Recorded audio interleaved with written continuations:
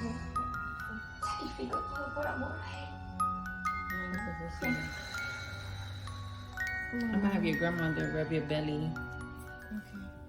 What's up, you guys? This is Mother of Many. Thank you so much for tuning in to this video. Today we will be talking about my pregnancy and labor journey. So Sapphire is about 6 months now. And not only did I want to share with you my personal story, but I also wanted to provide some tips and some resources that really helped me during my pregnancy and labor. I ended up getting pregnant. Y'all know how that happens. I had no idea that I was pregnant for the longest. I was experiencing some cramps, okay? So feeling cramps at the beginning of your pregnancy is due to your uterus expanding. So as your uterus expands, you're going to feel pain similar to your period cramps. Basically, for about 2 weeks, I'm like, my period is coming, my period is coming. It wasn't until I had a conversation with my partner and he was like, you know what, let's just get a pregnancy test. I bought, I think, 3 $1 pregnancy tests. I took the test on July 27th and it came back positive. Like I didn't cry. I just looked at it, I was like, what? I had no idea like how much Sapphire was gonna change my life, or how much joy Sapphire was gonna bring into my life. I was just in shock. I immediately called my boyfriend on FaceTime and I showed him the pregnancy test and he was like, well, and I was like, well, and it was like, okay, well, we're gonna do this. So I found out that I'm pregnant. I am throwing up for the first 3 days after finding out. Not much to say about the first trimester because in reality, you're really just tired. I want every pregnant woman to remember, if this is your first baby, like not only are you multiplying cells to create a human, but you're also growing an organ. You're growing a person and you're growing your placenta. So it takes a huge amount of energy to produce all of these cells, to produce this organ, to produce every single organ, flesh, tissue, bone in your baby. That sacred space, that time in your life really teaches you how to slow down. It really teaches you how to relinquish control.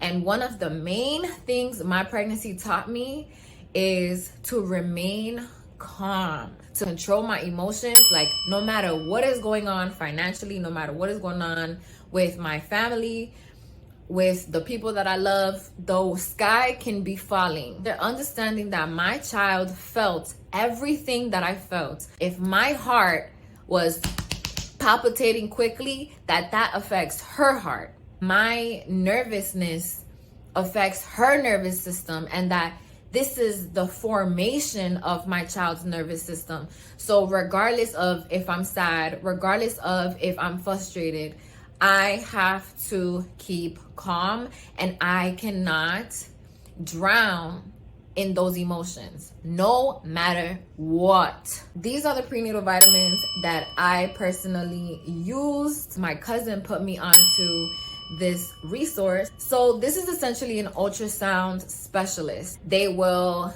show you your baby, tell you the gender of your baby. They will also let you know how far along you are, depending on your last period and the size of the child. They operate out of South Florida. However, you can find an ultrasound specialist in your city, in your state, that is not necessarily an OBGYN, a doctor, a hospital. So basically, this is an alternative for those of us who have issues with the hospital, do not have insurance, or you haven't found the right OBGYN. It is extremely important that when you are pregnant, you trust your medical team. I wanted a woman of color to bring my baby into this world. I live in an area where the hospitals nearby are not the best. In my case, I had to go outside of my zip code. We deserve the same medical care as people who have more money than us or people who do not look like us. So if you gotta drive 30-40 minutes outside of where you live, plan for that. So originally, I wanted to have a home birth. I was like, I'll just give birth in my living room after talking to my mother-in-law, talking to my grandmother, and just women who had already been through this experience, it was kind of like, you know what, it's my first baby. As much as I trust my body, I'd rather be in an environment where if there's any medical complication, I don't have to rush to the hospital. So I did just decide to give birth to Sapphire in the hospital. However, I did have a birth plan explicitly explaining that I just wanted to have it as natural as possible. And luckily, I found a medical professional, my midwife, who completely supported my wishes. In my case, I had a doula, as I like to call her, my birth keeper, as well as a midwife. Both of them can basically bring your child into this world, but the midwife is more so like that medical professional that is more so concerned with birthing the child and bringing the child into this world. Whereas the doula, they may provide services such as massages, meal prepping, cooking for you before and after you give birth, belly binding postpartum, etc. Right? So the doula more so provides nurture and nourishment throughout both sides of that labor, right? Pre-labor and post-labor. My doula came over, she gave me sound baths, she gave me massages, she rubbed my feet. Like, I'm gonna actually put the information of my midwife and my doula below. So because Sapphire was 2 weeks late, at some point we did mention getting induced medically. My last week being pregnant, I was overdue 7 days, overdue 10 days. So literally she had me go to the hospital every other day. In 1 week, I went to the hospital, I think like 3 times, essentially making sure that Sapphire was not under stress. That last week of being pregnant was pretty stressful. I have no memory of being like, I'm so ready to get this baby out of me until that last week. And that was mostly because I was just really tired of like going to the hospital and getting checked on. I did not go through the process of getting induced medically.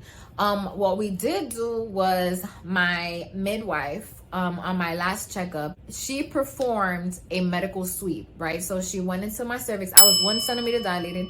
She put her finger in my cervix and she kind of like sweeped that membrane. So what that does is it separates the sac that the baby's in from the cervix, and that, in my understanding, is a form of natural induction. It did speed up the labor process in that way.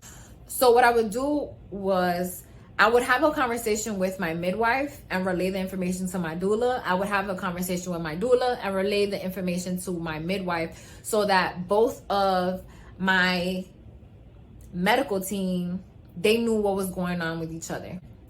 So once my midwife performed the cervical sweep, I immediately called my doula on the way home. I let her know what happened. And we basically prepared for Sapphire to be born within the next couple of days. When I got home, I started taking the black cohosh tea. A lot of us think that being in labor is basically when you're pushing. No. That time period when you're going from 0 centimeters dilated to 10 centimeters dilated, that is also considered labor. My process of dilating basically took me 2 days. And I say that not to scare you, because those first contractions that are you're 1 centimeter dilated, 2 centimeter dilated, 3 centimeter dilated, those contractions, I'm not gonna say that they don't hurt, but they're manageable.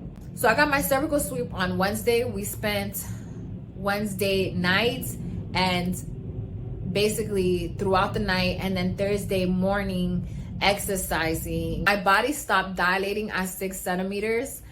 And it was because at that point I felt so much pain that I couldn't relax. And because I couldn't relax, every time I would have a contraction, I would like clench up. At this point, it is Thursday morning. I'm 6 centimeters dilated. And I decided within myself, and I let everybody know, listen, when I get to the hospital, I'm taking the drugs. I had this perspective that I was going to be able to give birth 100% naturally. And honestly, when I hit 6 centimeters, there was a point in time that my contractions were so bad that I was shaking and crying, and I literally called out for my mom. And if you don't know, my mom is not alive anymore. So the pain was very much real. We went to the hospital at around like 4 p.m. Again, my hospital is an hour away from my house. I even threw up on the way to the hospital, but luckily we got there safely. What I liked about this hospital is that in the emergency room, they had its own wing for pregnant women and babies. So when you went to the emergency room, you weren't put in spaces with people who are sick. They checked me 6 centimeters and they called my midwife. They took me up to my private room. Luckily, I was so blessed because during COVID, you can only have one person in the room with you during labor, but I was so lucky. Sapphire was so lucky that at this point, COVID restrictions had been lifted. So I was able to have my boyfriend and my grandmother in the room with me, which was literally the best blessing of life. So what we decided was that I wasn't gonna take the epidural. I was like, I'm not gonna take the epidural right now, but I need medicine.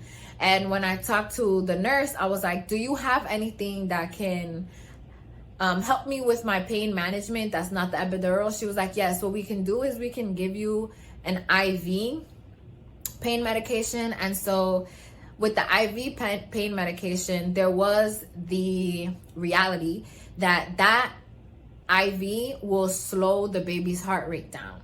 They gave me the IV medication at 6 centimeters at 6 p.m. and I was able to sleep, and I needed that sleep. At this point, I had been up for 24 hours. So that sleep and that rest, that relaxation allowed for me to dilate even more. So if I'm in pain and I clench up, I can't dilate. But if I'm asleep and I'm relaxed, then that's gonna allow my body to open up more. That was just my case, right? I knock out. When I wake up, I'm 8 centimeters dilated. But now I'm 8 centimeters dilated, and that pain medication wore off. So now I'm just like, I need the stuff. But because the IV medication slows that baby's heart rate down, I couldn't take the IV medication again, and I didn't want to, because basically the whole time I'm in labor and they had the baby monitor on me, like the whole time that I'm feeling contractions, I'm like looking at the heart rate monitor. So there's also this sense of anxiety because you're watching the heart rate monitor. I'm trying to make sure that I'm breathing correctly and that the baby's not under stress, because the last thing that I want is for them to have any excuse to give me a C-section.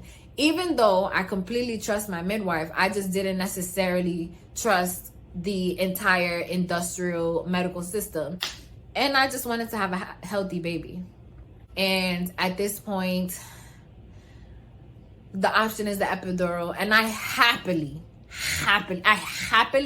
took the epidural. You can have this idea of how you want your labor and delivery to go, but at some point you may need to be flexible, because we are talking about nature and we're talking about pain management. If you don't know your pain tolerance, you just don't know your pain tolerance, which was my case. Prior to the epidural, full exorcist mode. I'm talking about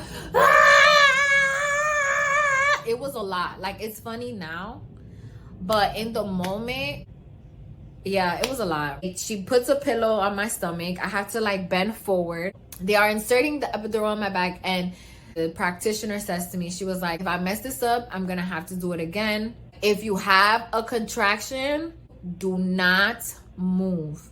So basically, I'm 8 centimeters dilated, having full-blown 8 centimeter contractions, getting the epidural, and baby, when I tell you I did not move, my whole lower body was completely numb, to the point where when I touched my thigh, it felt like I was touching a stranger. Baby, when I tell you that epidural knocked me out, baby, I was knocked out, gone with the wind, honey. I wake up and I'm like, it's water. I feel wet. And my boyfriend come, he looks, my water broke. The hospital contacts my midwife. And so my midwife starts heading over to deliver me. I fall back asleep. When I wake up, I'm 10 centimeters dilated. Thank God. My epidural was wearing off. So I went from being completely numb to now I can feel these contractions again. And when my midwife walks through the door, mind you, can I say that Katrivia came in perfect timing? I spoke to her and I was like, hey, like, I'm starting to feel these contractions again. Like, where's my button? I need the button to hit so I can get more epidural. She explained to me that if I was to get an epidural again, like if I was to get more medicine, that I wouldn't be able to feel myself push. I didn't want to be completely numb when I pushed. I wanted to have control over my lower half. Basically, by the time it wore off, it was time for me to push. We decide that we're not gonna give me any more numbing medication. And she's like, okay, we're gonna get ready to push. Girl, she sticks her fingers inside of me to basically like get Sapphire's head like in the socket. And she was like, all right, this is gonna be a test. Let me see what you got. I gave her one good push. I was very adamant that I did not want an episiotomy. I hope I said that correctly. But basically an episiotomy is when they cut you. I was like, do not cut me. I don't care. Do not cut me. If I rip, but don't cut me. But she used her fingers to give me a massage as Sapphire was coming out. So as Sapphire's head was coming out, she was basically opening it up. She put oil and Sapphire slid out. I pushed for 10 minutes and I had my baby girl. So Sapphire was born April 1st at 6 in the morning. She was 8 pounds and 5 ounces. So y'all, this is Sapphire Joy Spence. Say hi, Sapphire. She is almost 6 months old. She's about 19 pounds right now. Literally, this is my bestie. This is my best friend. I'm so grateful for her existence. She brings me a lot of joy. She makes me a better person. And it's really amazing to see her develop every day, to see her face change, to see her grow. You know what I'm saying? To see her like do things that she's never done before. Like she could sit by herself now. Like, pfft. The major takeaways from this video is essentially to really prioritize your mental health when you're pregnant. Make sure that you put yourself first. Learn how to ask for help if that's not something that you're used to. Make sure that you have a good birth team, a medical team that you trust, someone to bring your baby into this world that you feel comfortable, that feels like family.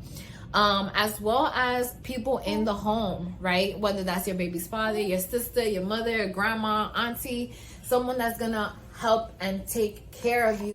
That first month is very hard because you literally lost an organ, you're losing a lot of blood, and you are adapting to an entirely new life. So you definitely want to have people in your corner that care about your well-being and that have no problem taking care of you if you are in a position to have them around. Make sure that you have a birth plan, okay? Make sure that you have a birth plan that you are comfortable with, but also keep an open mind in case things change, because we're talking about a natural process. Every single pregnancy is different. Every woman is different. We all have different needs. We all have different medical histories. And so I want to respect everyone's process. This was simply my story and certain things that helped me along my journey to having Sapphire. Thank you so much for watching. Thank you so much for supporting our family. Head over to motheromany.com. Thank you so much for watching. Like and subscribe for more videos and share with your loved ones. Say bye, Sapphire. Say bye, Mama.